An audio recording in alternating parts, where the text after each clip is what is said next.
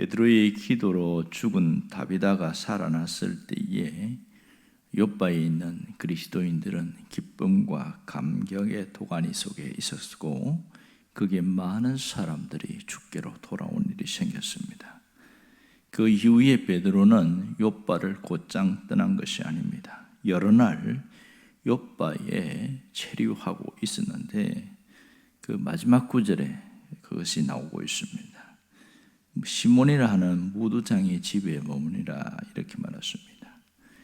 베드로가 왜 무두장의 집에 머물렀을까요? 이 다비다 사건을 아는 사람들은 저마다 베드로를 자기 집에 모시기를 원했을 겁니다.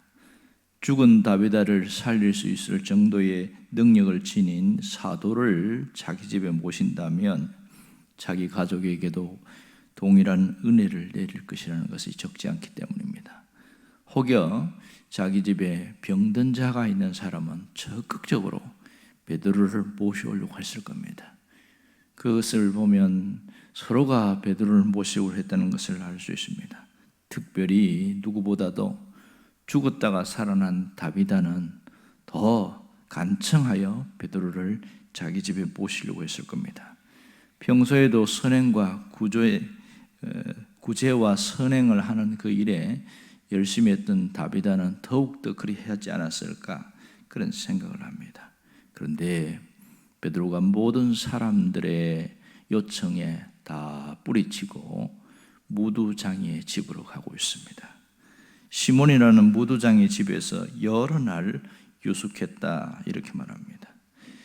놀라운 것은 성경에서 누가 어디의 집에서 잠을 잤다 그런 얘기 거의 없습니다.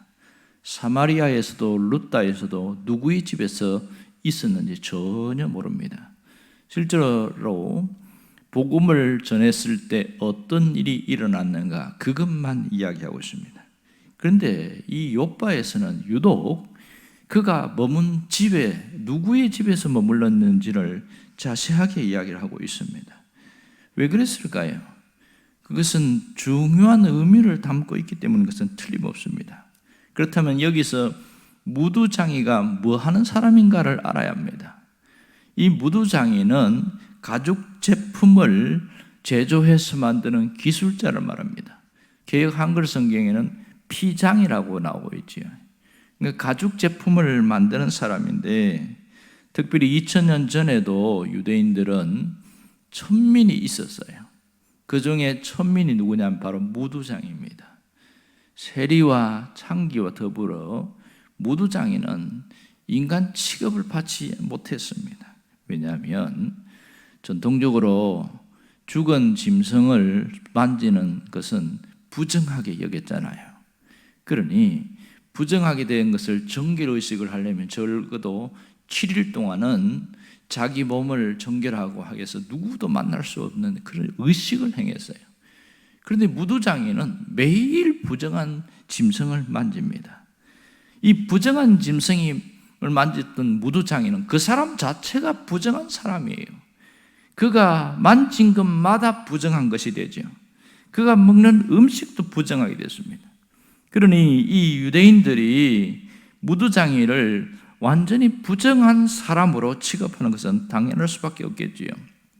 그래서 무두장이는 사람들과 함께 살지 못했습니다. 마을에 살 수가 없는 거예요. 완전히 외딴 곳에 떨어져 가지고 혼자 살아야 합니다.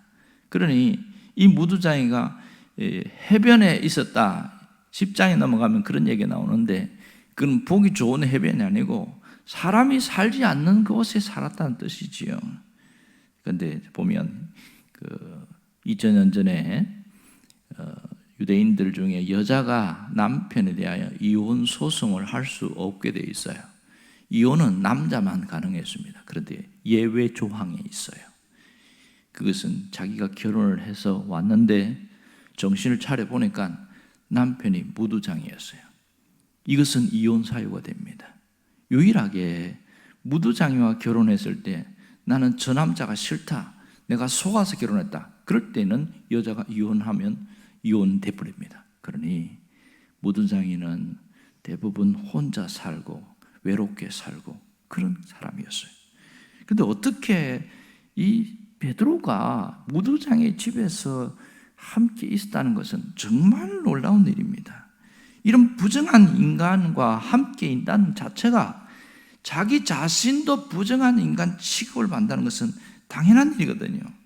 거기서 머물 때에 그가 앉았던 의자나 식탁이나 밥그릇이나 수건이나 뭐든지 부정하게 되니까 그 집에 있으면 있을수록 오랫동안 부정한 인간으로 살아가게 됩니다. 생각해 보세요. 베드로가 이 욥바에서 다비다를 살렸을 때 얼마나 사람들이 놀랐습니까? 그러니 모두가 자기 집에 모시고자 했는데 다 뿌리치고 혼자 살고 있는 무두장의 집에 갔어요. 그것을 봤을 때 헬라파 유대인들은 뭐라고 얘기했을까요? 거기에 있는 그리스도인들은 이런 베드로의 모습을 보고 어떤 말을 했을까요? 틀림없이 뒤에서 수근거리고 비난과 조소가 계속 있었다는 것은 충분히 상상할 수 있는 일이지요. 베드로가 이걸 알고도 그 집에 갔다는 사실이 특이합니다. 여기서 알 수 있는 게 뭐지요? 일단 표면적으로 알 수 있는 것은 베드로는 그 당시에 신분과 직업에 대한 그릇된 계급 의식을 갖고 있는 그 당시에 베드로는 그것을 스스로 무너뜨렸다는 것이 표면적인 이유입니다. 그러나 오늘 성경은 그보다 더 심오한 뜻을 갖고 있다는 것을 알아야 합니다. 그것은 베드로가 갖고 있는 내적 모순과 이중적인 모습을 스스로 깨트려버렸다는 사실을 보여주고 있습니다. 자, 생각해 보세요. 이 무두장이는 죽은 짐승을 다룹니다. 그래서 그 가죽을 가지고 제품을 만들어 가지요. 옷이나 벨트나 신발이나 가방 이런 것들을 만들어요. 아까 그런 얘기 했잖아요. 무두장이가 손을 만진 것마다 모두 다 부정하게 된다고. 근데 이런 것을 만들어 가지고 사람들에게 내다 팔아요. 그런데 희한한 것은 유대인들이 이런 걸 좋아합니다. 특별히 돈이 많은 사람들은 가죽으로 된 가방이나 벨트 이런 걸 되게 좋아합니다. 이것은 예나 지금이나 똑같아요. 아니, 무두장이가 만드는 이 부정한 것을 고급 제품이라고 하고 서로가 돈을 주고 살려고 하는 이 이율배반적인 그런 일들이 거기에서 있었다는 얘기지요. 무두장이야 만들었으니까 부정한 거니까 가까이 하지도 않아야 되는데 사람들이 돈을 주고 그걸 비싼 값에 삽니다. 물론 중개상들을 통해서 그렇게 가기 때문에 중개상들이 그 이득을 다 취하겠지요. 이러한 일들이 그 당시에도 있었다는 겁니다. 그러면 얼마나 이율배반적이냐고요. 무두장이에 대해서는 싫어하고 그렇게 부정한 자라고 여기면서 그가 만든 제품에 대해서는 굉장히 귀하게 여긴다는 것 자체가 앞뒤에 맞지 않는 그런 얘기입니다. 우리나라에도 그런 얘기 있었던 거 아시지요? 조선시대만 해도 백정이라는 직업이 있었습니다. 이 백정은 소나 돼지를 잡는 사람을 말합니다. 그래서 백정에 대해서는 굉장히 천민 중에 더 천민으로 여겼습니다. 오죽하면 어린 아이들도 백정에 대해서는 반말을 하는 것이 당연하게 됐습니다. 만일 백정에게 존댓말을 썼다면 큰일 납니다. 다 반말을 해야 됩니다. 지금은 계급이 없어지고 했지만은 사실은 보이지 않게 어떤 이런 일들이 일어나고 있어요. 우리 속에 여전히 자기 모순과 이중성 이런 것들이 함께 있다는 것을 알게 됩니다. 오늘 이 베드로를 통해서 보면 표면적으로는 신분에 대한 계급을 무너뜨린 것이 맞지만 그 속에서는 베드로 속에 있는 내재된 그런 자기 모순, 자기 이중성을 스스로 무너뜨렸다는 것은 놀라운 일이라는 것을 알 수 있습니다. 여기서 우리에게 말씀하시는 게 무엇일까요? 그리스도인으로 산다는 것은 이처럼 진실한 자, 다시 말해서 자기 모순과 이율배반적인 것을 무너뜨리며 사는 자다. 그걸 이야기를 하고 있습니다. 정말 그리스도인이 된다는 것은 단순히 예수를 믿었다는 것에 끝나는 것이 아니라 현재 자기 속에서 그런 이율배반적인 것을 무너뜨리고 사는 것을 어려운 표현으로 뭐라고 그러는지 아세요? 자기 통합이다 이렇게 표현합니다. 자기가 진실된 모습으로 살아간다는 거죠. 여전히 사회적 모순이 있고 외적 모순들이 있지만 신앙인으로 산다는 것은 뭔가 달라야 되는 것은 바로 이걸 말합니다. 하나님이 우리에게 원하는 게 무엇이지요? 진정한 그리스도인으로 살아가라는 겁니다. 성숙된 그리스도인으로 살아가는 거예요. 진정한 그리스도인으로 사는 게 무엇일까요? 이 이중성과 자기 모순의 모든 틀에서부터 스스로 벗어나는 것이지요. 스스로 벗어나는 자만이 온전히 그렇게 살아갈 수가 있습니다. 그런데 현실을 보면 그렇지 않은 경우들이 굉장히 많습니다. 우리는 자기를 부인하고 자기 십자가를 지고 가는 사람이다, 이렇게 말을 합니다. 그런데 현실에서는 자기 자신을 부인하지 않아요. 조금만 자존심이 상해도 성질을 확 내고 자기 자신이 십자가 지는 것은 다른 사람은 당연히 지고 가야 되죠. 근데 나는 안 지려고 그래요. 자기 십자가를 지지 않으려는 이런 이율배반적인 것이 우리 속에 있었다는 것을 알아야 합니다. 여러분, 우리는 사랑을 외칩니다. 마태복음 5장에 나오는 것처럼 사랑을 외치지만 이방인과 세리들처럼 자기 자신과 자기 가족을 사랑하는 것은 정말 중요하게 여기지만 나와 다른 사람, 그런 사람은 내가 사랑할 필요가 없다는 거예요. 물론 다른 성도들이 그들을 사랑해야 된다고 말합니다. 그런데 나는 예외라는 거죠. 우리는 봉사하는 사람이 되기를 원합니다. 하지만 내 눈앞에 이득에 관련된 것에는 열심히 하지만 뭔가 내가 하기 싫거나 내가 손해가 오거나 그러면 아예 안 하려고 핑계를 대는 일이 다반사가 있다는 것을 알 수 있습니다. 우리는 사람들로부터 상처받기를 싫어합니다. 그러나 정작 보면 자기 자존심이 상하면 대놓고 상처 주는 일들이 다반사로 있습니다.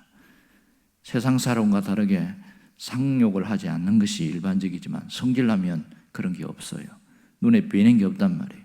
그냥 거칠게 그냥 똑같이 하는 그런 모습들이, 이게 이율배반적이라는 사실입니다. 우리가 부활을 믿고 부활 신앙을 갖고 산다고 말을 합니다. 하지만 부활이 시작되기 전에 시작점인 십자가에 대해서는 우리는 많이 외면하고 살아갑니다. 분명히 십자가를 지어야 된다고 하지만 그거는 신앙이 좋은 사람이 하는 것이지 우리가 어떻게 매사에 그렇게 살아갈 수가 있냐고 자기 스스로 타협해버리는 이런 이중적인 모습들이 있습니다. 그러니 매사에 말씀대로 살아야 한다고 강조하고 믿고 있지만 실상은 말씀대로 살지 않는 모습들이 너무 많다는 것이지요. 영생을 자랑하지만 실제로 이 세상이 좋은 거예요. 이 세상에 있는 것 즐기고 누리는 것, 그것이 좋지, 죽어서 가는 영생은 내가 믿지만 나도 당장 오라고 하는 것은 조금 싫다, 이게 이율배반적인 거 아니겠어요? 우리 안에 이런 것들이 무너져야 됩니다. 그래야 진짜 신앙인으로 살아가게 되어지고 온전한 모습으로 하나님 앞에 서게 되어집니다. 하나님은 나 스스로 내가 갖고 있는 이중적인 것부터 무너뜨리기를 원하고 있는 거예요. 그것을 하나씩 무너뜨려 나가는 사람이 정말 성숙한 신앙인이라고 할 수 있습니다. 이 베드로는 그것을 완전히 무너뜨렸기에 그가 베드로로서 살아갈 수 있었습니다. 오늘 우리가 무엇을 결심하고 살아야 합니까? 사람에 대한 편견을 버려야 합니다. 편견은 내적 모순과 고정관념 때문에 생기는 일입니다. 우리는 정말 편견을 버리지 않으면 끊임없이 이 이중적인 모습에서 헤어나올 수가 없는 것이지요. 정말 편견을 버리는 사람은 삶의 모습에서 주님이 중심이 되어 있는 사람입니다. 그러면 편견 없이 살아갈 수가 있어요. 그분은 십자가를 표대로 삼고 살아가기 때문에 늘 말씀과 함께 살려고 애를 쓰고 시간이 갈수록 이 사람은 말씀과 함께 살아가게 되어집니다. 그럴 때 주님으로부터 인정을 받는 사람이 되어지는 거죠. 이런 사람이 성숙한 신앙 인격의 소유자가 이렇게 말합니다.